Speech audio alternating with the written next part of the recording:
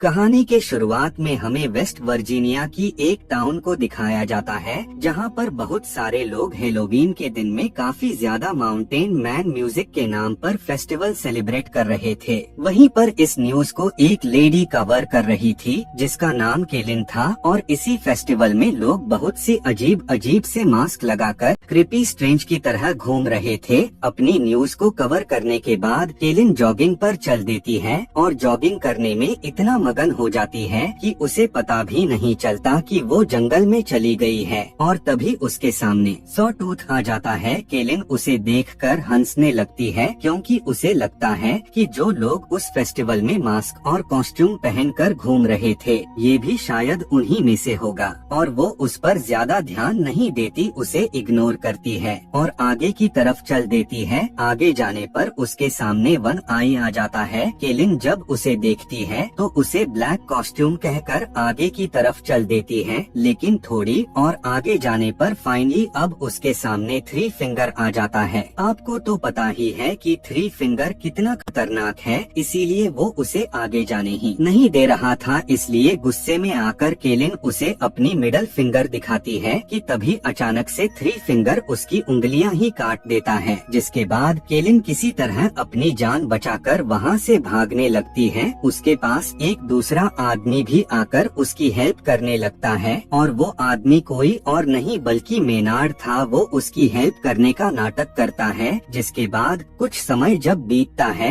तो मेनार्ड खुद ही उसे मार देता है और यहाँ पर हमें अब जाकर पता चलता है कि वो तीनों भाई उसी के लिए ही काम कर रहे थे और वो तीनों भाई इस कहानी के पिछले पार्ट में उस सेनेटोरियम से निकलकर अब मेनार्ड को मिल ही गए। ये तीनों उसी के साथ साथ रहकर उसी के लिए ही काम करते हैं क्योंकि मेनार्ड भी उन्हीं के जैसा एक सीरियल किलर ही है और वो भी इंसानों को मारने के बाद उसे उन्हीं के साथ खा जाता है। अब यहाँ से जो इनका प्लान था वही करते हैं, यानी कि केलिन की बॉडी को अपने घर पर ले जाकर काटना शुरू कर देते हैं। लेकिन कुछ देर के बाद हम देखते हैं कि मेनार्ड तीनों को काफी डांटने लगता है, उन पर गुस्सा करने लगता है क्योंकि वे तीनों सही से सबूतों को ठिकाने नहीं लगाते थे और वे तीनों मेनार्ड से काफी ज्यादा डर कर ही रहते थे। अब यहाँ से सीन शिफ्ट होता है और एक कार में हमें 5 कॉलेज स्टूडेंट्स को दिखाए जाते हैं और ये सभी भी उसी माउंटेन मैन म्यूजिक फेस्टिवल में जा रहे थे। लेकिन तभी हम देखते हैं कि जानबूझकर मेनार्ड उनकी कार के आगे आ जाता है और उसे बचाने के चक्कर में उनकी गाड़ी काफी दर्दनाक तरीके से जाकर एक पेड़ से टकराती है और मेनार्ड उन्हें दिखाने के लिए ऐसा नाटक करता है कि जैसे कि वो सच में उनकी गाड़ी से टकरा गया हो। लेकिन उन्हीं फ्रेंड्स में से जिसका नाम बिली था, जो खुद गाड़ी को चला रहा था, उसे पूरा यकीन था कि उसकी कार उसे बिल्कुल भी टच नहीं किया था। लेकिन जैसे ही बिली उसे चेक करने के लिए उसके पास जाता है वो फौरन उस पर चाकू से अटैक कर देता है। यह देखते हुए वो तीनों फ्रेंड्स मिलकर उसे काफी बुरी तरह से मारने लगते हैं और यह सब कुछ दूर से वे तीनों भाई भी देख रहे थे। अभी यहाँ से ये तीनों भाई उन पर अटैक करने ही वाले थे कि तभी पुलिस ऑफिसर्स शेरिफ एंजिला और डिप्यूटी बिग्स वहाँ पर आकर उन्हें रुकने के लिए कहते हैं। एंजिला उन सभी को अरेस्ट करके अपने साथ लेकर जाती है और डिप्यूटी बिग्स को ड्रग ट्रक आने तक वहीं पर रुकने को कहकर वहाँ से चली जाती है।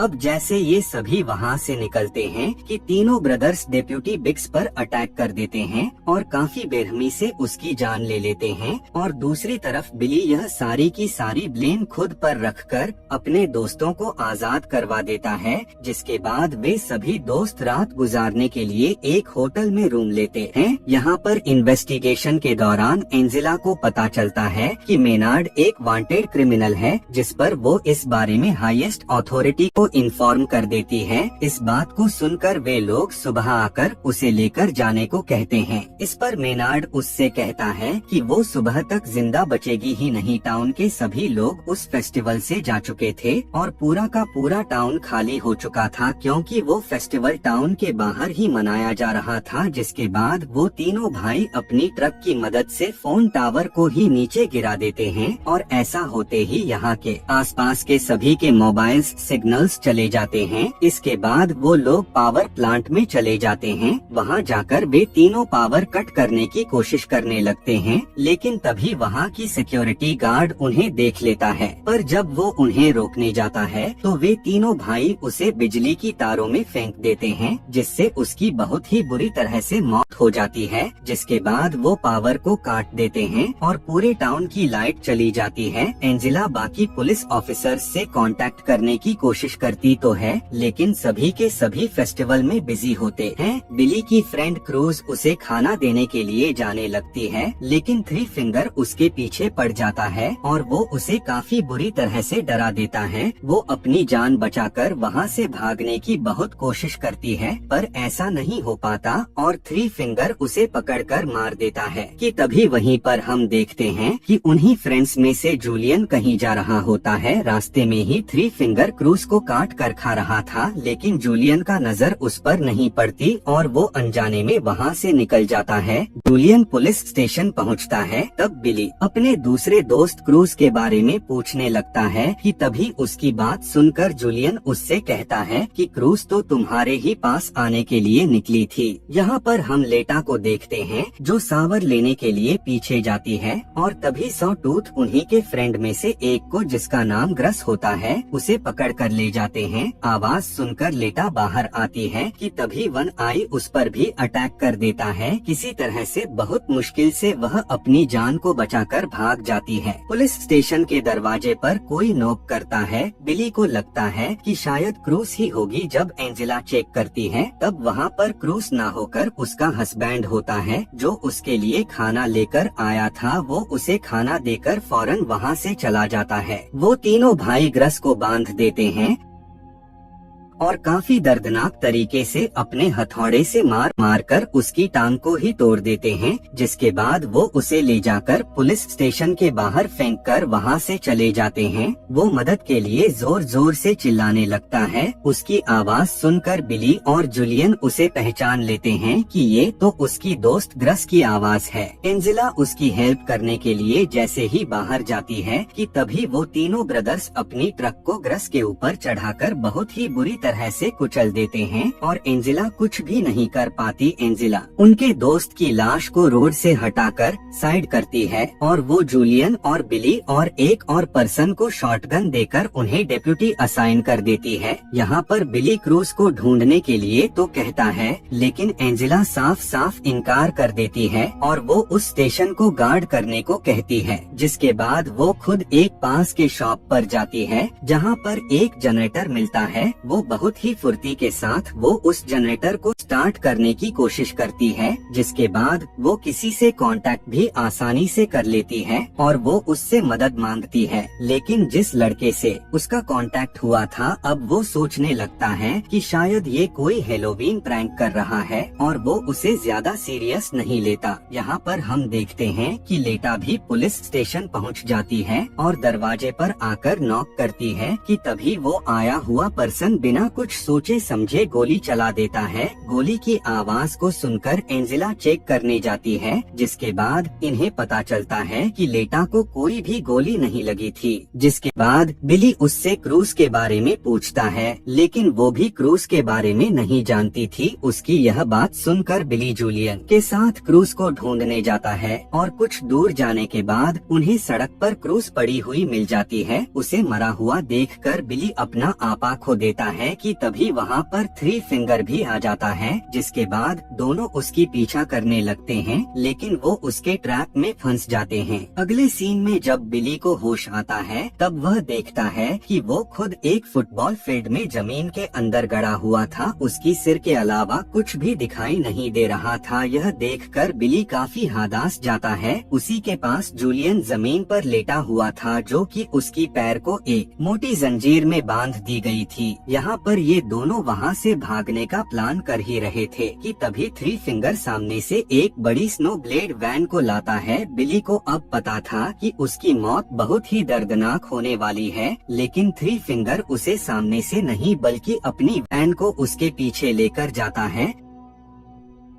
ताकि बिली देख ना पाए, जिसके बाद थ्री फिंगर उसके सिर को काट देता है। बिली को जान से मार देने के बाद वो जूलियन की तरफ जाने लगता है। जूलियन जो कि बंधा हुआ था, अब वो भी भाग नहीं सकता था और देखते ही देखते थ्री फिंगर उसे भी मौत के घाट उतार देता है। यहाँ पर काफी टाइम बीत जाने के बाद जब बिली और जूलियन वापस नहीं आते, तब एंजेला उस आए हुए आदमी को फेस्टिवल में जाकर हेल्प बुलाने के लिए कहती है। वो आदमी एंजेला की कार को लेकर जाने लगता है, लेकिन रास्ते में जाते समय रोड के बीचों बीच में लगे हुए वायर नजर नहीं आते, जिससे उसकी कार काफी बुरी तरह से क्रेश हो जाती है। जिसके बाद तीनों ब्रदर्स उस आदमी को पकड़कर पुलिस स्टेशन के पास के एक शॉप में लेकर आते हैं और वहाँ पर उसे एक ड्रम में बंद करके उस ड्रम के नीचे आग लगा देते हैं। यहाँ पर एंजेला को उस आदमी की चीखने की आवाजें आती है। उसकी आवाज सुनकर वो घबरा जाती है और उसे बचाने के लिए जाने लगती है, लेकिन जैसे ही वो उस दुकान तक पहुँचती है कि तभी वहाँ पर एक जोर से धमाका होता है। यहाँ पर पुलिस स्टेशन में मेनार्ड लेटा को अपने बातों में फंसाकर उसे लालच देने लगता है। वो उससे कहता है कि अगर वो उसे यहाँ से जाने दिया तो उसे नहीं मारेगा,